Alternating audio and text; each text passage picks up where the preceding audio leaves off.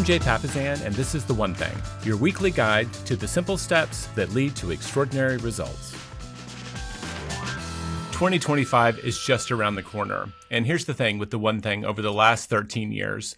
I always know that January, February, March are going to be our best months. More people buy the book, more people listen to the podcast, more people reach out to us for training. Why? Because they want to launch their year on a really great trajectory. They want to come out of the gate on the right foot. A lot of people start off their year with lots of motivation, but they don't know how to make it sustainable. There's a lot of research on how this works out for people. The company Strava, that's like for mountain bikers and runners, they track everybody's goals. They've been tracking this for years, and they've decided most people will actually fail at their New Year's resolution before the second week of February. In fact, so many people will fail by January 18th that they called it Quitter's Day. Today, I want to talk to you about setting goals with purpose so you can lay the foundation for your future. Let's get started and let's talk about the mistakes that people make. Well, first and foremost, people try to take on too much. You have a big goal for your year and you start with big action. When I think about the habits that I hear people say, oh, I'm going to get in shape this year. The problem with these goals is that they're a whole nest of habits. If you're going to get in great shape for the summer swimsuit season, you're probably going to have to change your diet, which means you're going to have to change the way you shop. You're also going to have to change the way you prepare food and the portions. Right there, just on the diet side, I can identify at least 5 habits that will be necessary for your success long term. Now let's talk about working out. When are you going to work out? How often are you going to work out? Will you have to start going to bed earlier so you can get up earlier? Will you have to get a gym membership? This big goal of getting in shape is actually a lot of little tiny habits that are tied together. And it's that tangle is where people get tripped up so quickly. How do we simplify? How do we narrow it down to the one keystone activity that'll drive all of the others? That'll make them happening just be like dominoes falling down. So first lesson, first mistake to avoid, you've got big goals, but you're not going to go big. You're going to start small. Number 2, you get too many rewards from social. I've seen it again and again. Just watch all your friends post on Instagram and Twitter, wherever it is that you watch. People are going to say, this year I will. And they will state some big goal. They're going to run a marathon. They're going to do this. I'm going to lose this much weight. And they get showered by all kinds of encouragement and praise from their friends. The challenge is that researchers have shown that you get so much social reward from sharing your big goals, a lot of people never take action. When we share them for social recognition, we actually undermine our own motivation to take action because we've already gotten so much reward. So that's mistake number 2. Number 3, they don't actually have control of their time or their attention. This thing that they want to do is not completely within their control. We want to identify something that you have 100% control over. Do you know when you can do that? And do you have control of that time? If it's something, let's say you work in an office. If it's something that you have to do during office hours, are you going to have to hide while you're doing this and cover up your screen? Is this something that your boss is going to be okay with you doing? Is it something you need to do before or after work? So making it really clear what it is that you need to do that will lead to all of your success, and also making sure that you can control your time to actually do the activity. This is a tiny little detail that a lot of people miss that will absolutely undo their best intentions. The final one is that they have aspiration but not motivation. And let me distinguish between the two of those. They aspire to be bigger. They aspire to be better. They aspire to be more successful, wealthier, skinnier, you name it. But there's no core motivation. When someone on my team, when someone in one of our trainings says, I want to do this, I usually will say, awesome, I love the big thinking. Just out of curiosity, what will happen if you fail? What will happen if you fail? It's such a simple question. But if there is no consequence, there's usually not a lot of core motivation. I kind of call this, they're chasing vitamins, not aspirin. A lot of times our core motivation is not just about the good that we will get, but also the pain that we get to avoid. So when you're thinking about your big goal for the year, ask yourself, is this something that I'm doing because it's aspirational and I'm just trying to be bigger and better than I was this year, which is a great thing to do, but can I identify a core motivation? Is this something that's truly tied to my identity? When we'll talk about that, is this something that I need to do in order to be true to myself? Or is there a bigger cost? Think about that diet, that getting in shape. There's the person who's doing it aspirationally so they can look really good when they get to the beach. And there's the other person who's doing it because their doctor says, if you don't make a change this year, you won't be here for the next set of holidays. That's a different level of motivation when we know that maybe we're staring a bigger outcome, a negative outcome that we want. So let's just recap. 4 biggest mistakes that we see over the last 13 years is people come out of the gate trying to do too much too soon. Number 2, they make it way too socially important. They put too much out in social media and their networks about the size of their goal. It's competitive and they want all the social rewards versus the actual rewards, and that actually can undo them. Number 3, they don't actually control their time or their attention to do the activities needed for the result. So they're coming out of the gate with an aspiration they can't control. And finally, they don't actually have a core deep motivation. There is no cost of failure. It is purely vitamins, not aspirin. They're not fixing something. They're not walking away from pain. And I'm not saying that you can't do both. There are things that we can aspire to that we can be highly motivated to do as well. And it's just an extra step in that journey. So those are the biggest mistakes. So how do we solve them? So we told the story of Jerry Seinfeld. Jerry Seinfeld, if you know him from the show Seinfeld, one of the most popular comedies of all time, huge celebrity. He still does and did at the time stand up, just randomly do stand up. There was an engineer who wrote about this on Lifehacker who ran into Jerry Seinfeld randomly backstage at an open mic for comedians. And of course, he's like, well, I've got to take advantage of this. So he went up and said, Mr. Seinfeld, I really want to become a comedian. What should I do? And Seinfeld was just so clear. He had the perfect answer. He said, it's really easy. Go get a giant calendar that has all the days of the year. Every single day, I want you to write one joke. One joke. And when you do, you're going to put a red X over that day. One joke every day. Good or bad, it's just you wrote it, right? He didn't say write a great joke every day. He said write one joke every day. And over time, you've got this chain. And he'll say it's not about doing the thing. It's about not breaking the chain. People love a streak. You love a streak. You hate breaking it on yourself. It'll make you take a bigger stand around doing that thing. It's incredibly powerful. I've listened to interview after interview after interview with Jerry Seinfeld since reading that story and putting it in the book. And I'll tell you, he still tells people he does this every day. He's got his yellow legal pads. He thinks about what he did at the grocery store yesterday, who he saw at the coffee shop, and he'll write at least one joke every single day. If that can help, that tiny action can help build someone as powerful and successful as Jerry Seinfeld, what would your one thing, your first domino do for you? That's what we want for you. We want you to start with something that's incredibly small, that's actually incredibly simple, that you probably could trip over and do tomorrow. We call it the first domino. And in the world of habits where we're going, that's often called a keystone habit. What is the keystone habit that lies at the foundation of all of this other stuff that happens? Now, if you remember in the book, if you've read the book, we have this idea of exponential dominoes, because people always said, it can't just be one thing. You've got to do a lot of things. And that is true. The idea of the one thing is that you can only have one priority at any given moment. What's your one thing right now? And over time, our priorities will shift to different things. But if you do them right and you line them up, it's like lining up dominoes. When you line them up perfectly, what happens when you knock over the first one? Well, they all fall down. That's the perfect metaphor for what we're trying to get people to do, is to figure out what the first domino is. Where do I start? And how do I align as many things behind it so that I can get many outcomes from that single activity, right? One of our researchers found an article from 1983 in the American Journal of Physics, and it was by a guy named Loren Whitehead. And if you've been snooping around the internet and looked up falling dominoes, you've probably seen a video of this guy setting up dominoes that got progressively larger and knocking them down. And his article was about the physics of a domino fall. And he found out that any domino can knock over one that's 50% larger. So the first domino is 2 inches tall. It'll knock over one that's 3 inches tall. And that 3-inch domino will knock over one that's 4.5 inches. And if I go beyond that, I have to get out in a calculator or an Excel spreadsheet because I'm an English-French major here. But you get the drift. Each one will knock over one that's 50% larger. And he built them out of wood.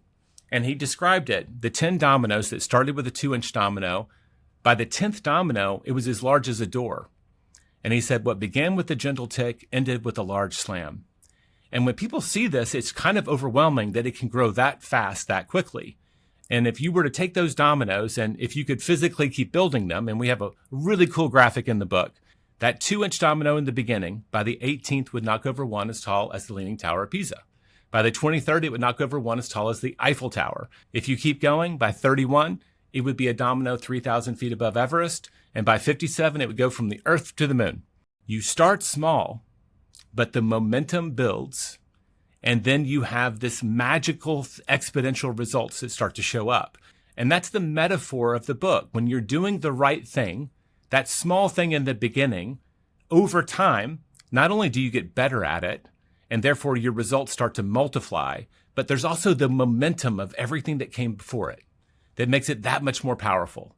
And I could show you in case study after case study after case study that people, whether it be an individual, pursuing their craft, their profession, their sport, that does this progressive thing that gets more powerful over time. And it looks like nothing is happening until it's happening so fast, it kind of takes your breath away. And the same for business success. All of those overnight successes, we did the research. On average, those companies are usually 10 to 12 years old. They didn't just happen overnight. You just noticed them overnight. But they were building it and building momentum in the background, learning with each repetition so that they could get powerful and show up the way they do today. So this idea is to find your first domino.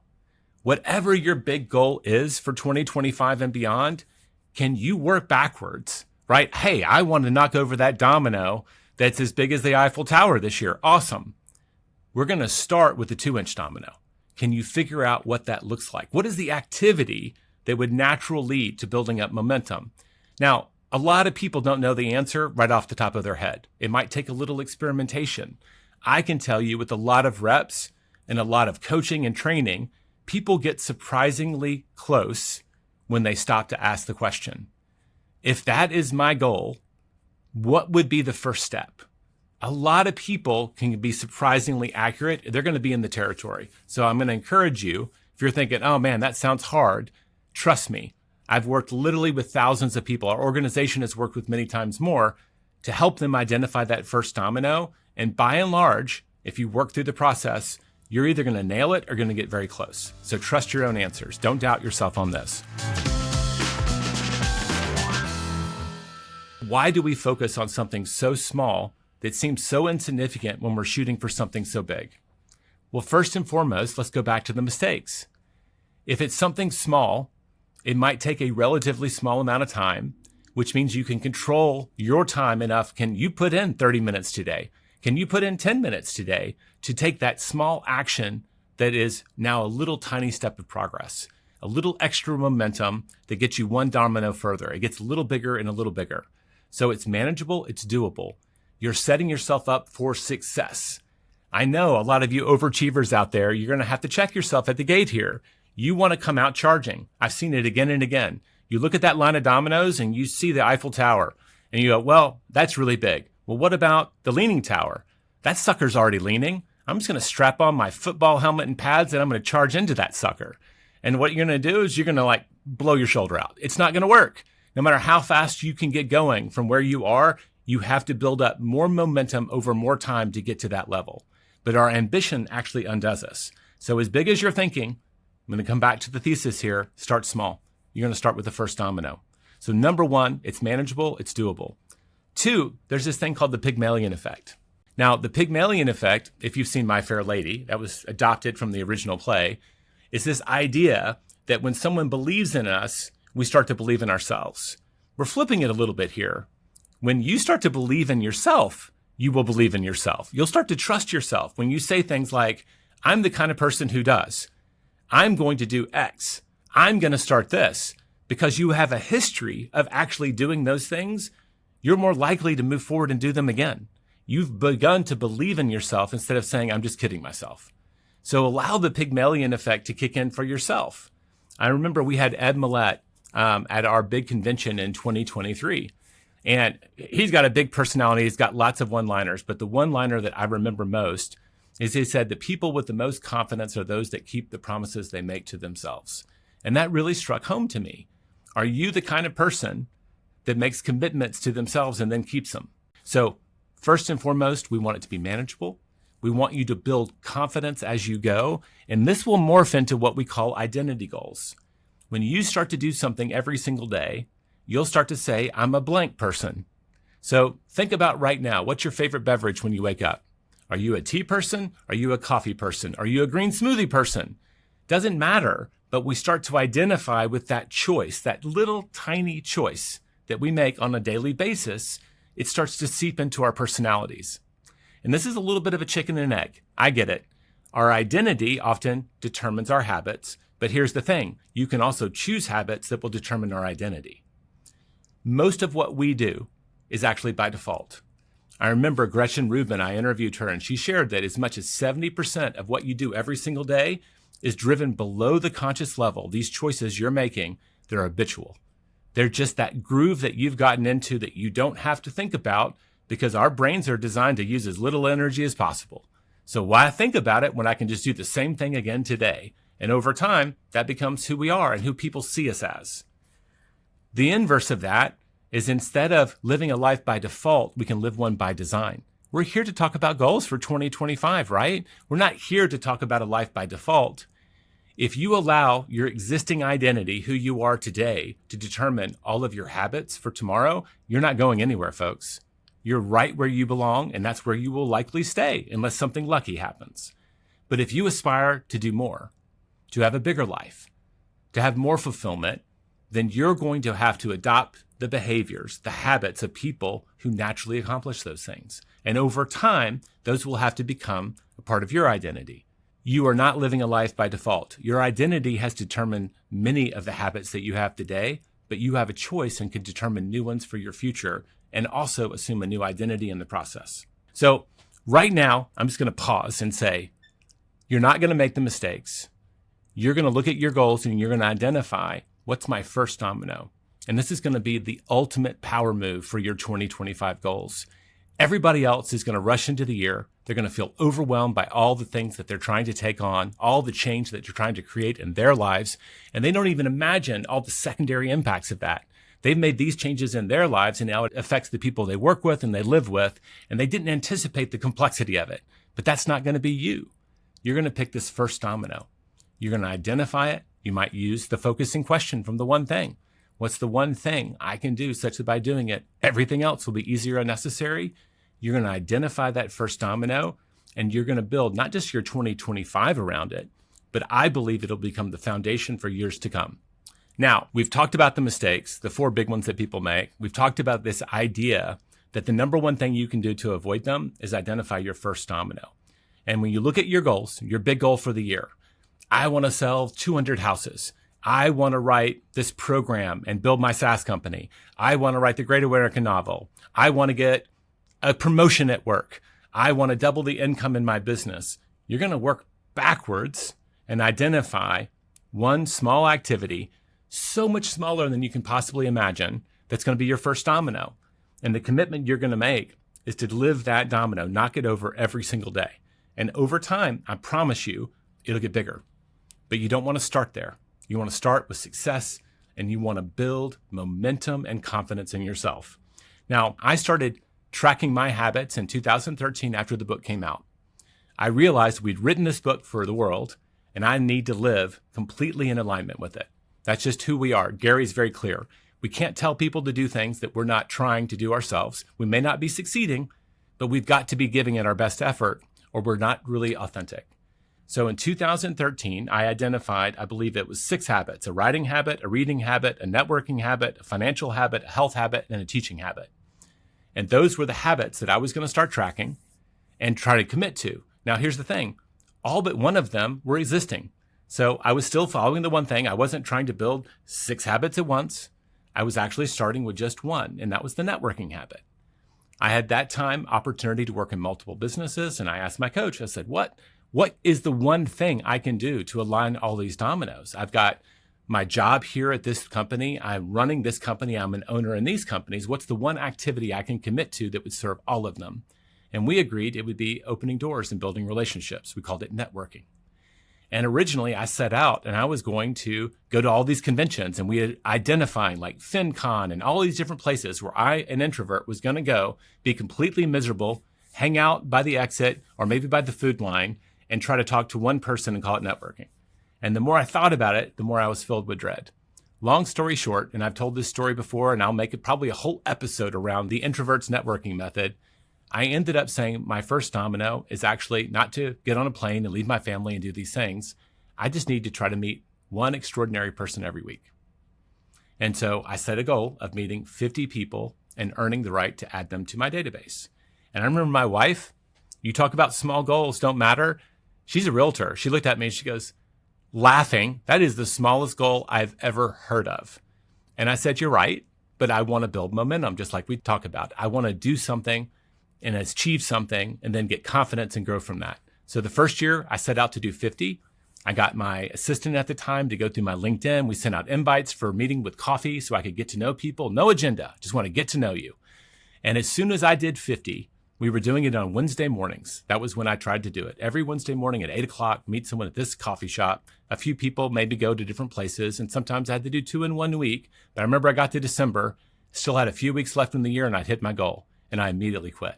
I was so relieved because it was very uncomfortable. Even doing this small thing, meeting one stranger a week, was very uncomfortable for me. But then the next year, I started again, and so many of the people I met referred me to someone else. And the next year I did, I think, 79. And the next year I had 129 meetings on the calendar before I had to say, that's enough. I can only do about 1 or 1.5 of these a week and hit my goals. Now let's fast forward. Started that in 2013, meeting one person and adding them to my database. I called it someone who was talented, someone who's extraordinary. Today, when I look up, I've added 722 people to my database over that period of time. Now, some people showed up and they weren't a good match. We didn't stay in touch, but 722 relationships added over time. Sure, it was a tiny domino on a weekly basis. My wife could scoff because, frankly, she's social and she could add 20 if she wanted to. But over time, I can see 1,000 people in my database. It's just over the horizon if I just keep doing it. And I'm committed to keep doing it. So I looked up, we built our habits, and we started tracking them. And I can tell you over the years, I've had mixed success, but the habit of having writing days, usually 3 to 4 every week, and a writing day was a block of at least 3 to 4 hours where I could go in and work on my books. I would have reading. I can't write about things if I'm not reading. I would try to read at least 1 book a week. Back in 2002, I started tracking my net worth. That was my financial habit. That simple act of writing down my net worth. Now, I'll pause. If you don't know what net worth means, I didn't when I started the journey either. It's adding up all of your assets, the things you own, subtracting all of your debt, the things you owe, and what's left over, positive or negative, is your net worth. Not to be confused with our self-worth. This is our financial net worth. And that is the measurement that most wealthy people use to judge where they are on the journey. But by looking at it, adding up our credit card debt, our school debt, our car debt, any house debt that we had, and then looking at the value of those assets, and wow, it had so many gifts. This one activity, this keystone habit, made me very aware of when we had our cash reserves. It made me very aware of when we bought some things, they go up in value, like our homes and some of our stocks and investments. And then there were things that the moment you bought them, they went down in value. When you buy furniture, when you buy clothes, when you buy a new car and drive it off the lot. And I started to understand the difference between assets that grow over time and assets that go down. And that has helped us form an amazing foundation of making better financial decisions. My wife and I have been doing this together since 2002. Guess what? Over that period of time, because we're doing this and then taking action on the learnings, our net worth has grown by an average median, I'll say, of 26% on average every single year since then. Started with a very small number, so don't freak out. And so a lot of the big growth happens early, but we still average even this far down the line, well over 10% per year. But the average over that many years, 22 years at this point, was 26.2, I believe, the median when I did the math last. So one keystone habit, tiny, going through a couple of hours of work to add up all of our assets and our liabilities and figure out what's the net here, that created a level of consciousness that helped us make so many better decisions to grow our wealth. The health habit. My wife and I had started before I started setting these goals and tracking them to work out 3 times a week with a trainer. Long story that we'll have to cover another time.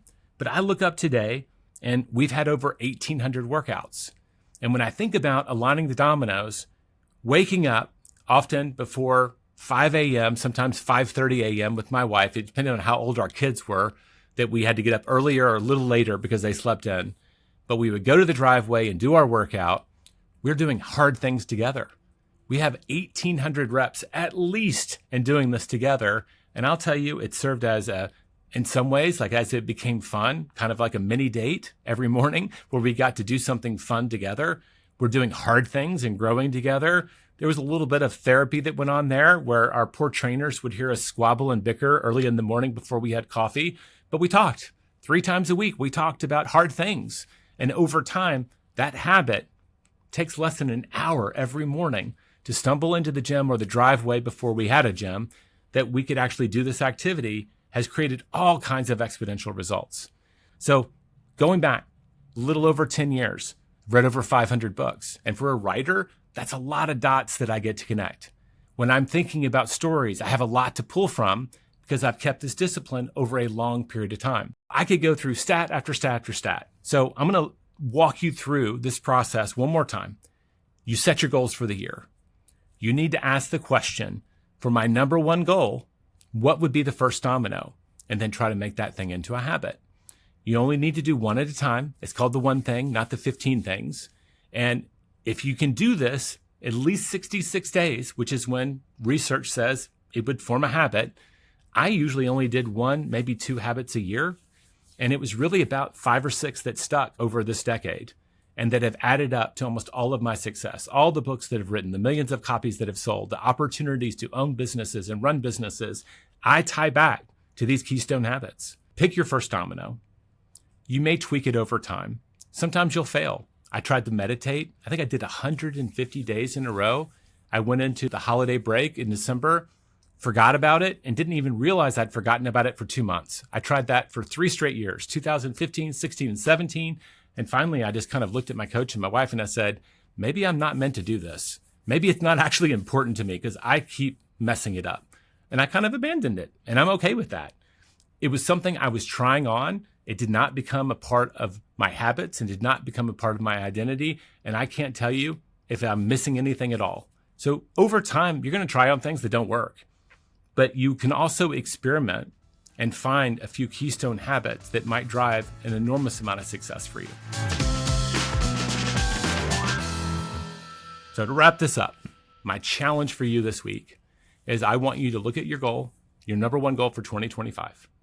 And I want you to do your very best to identify your first domino and then try to make that a habit. If you have to get out your calendar like Jerry Seinfeld and put an X, we have them on the website, folks. Go to theonething.com resources, download your calendar, and start building that habit around your first domino. I know that you'll think, man, this feels so small. I promise you, it may be small to begin with, but when everybody else has quit on January 18th or by the second week of February because they took on too much, they were overwhelmed, they're living Groundhog Day. They're going to come back next January and have to start all over again. But because you're playing the tortoise, not the hare, you're going to come out of the gates doing something you can accomplish. You're going to do it this year, and next year you'll get to build on it, and the next year you'll get to build on it, and it'll add up to so much more than you could possibly believe. Well, I hope you enjoyed this episode about the power of small habits to do extraordinary things in your life.